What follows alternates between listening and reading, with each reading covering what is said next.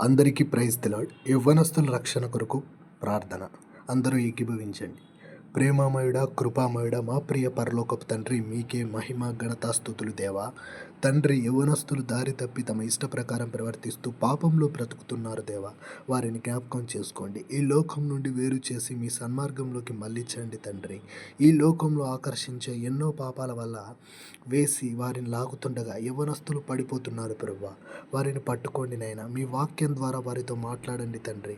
పాపం నుండి విడిపించండి తండ్రి. అపవాది వలలో ఆకర్షణ వలయంలో పడకుండా వాక్యాన్ని చదివేలా, ప్రార్థన చేసేలా వారిని ప్రేరేపించండి.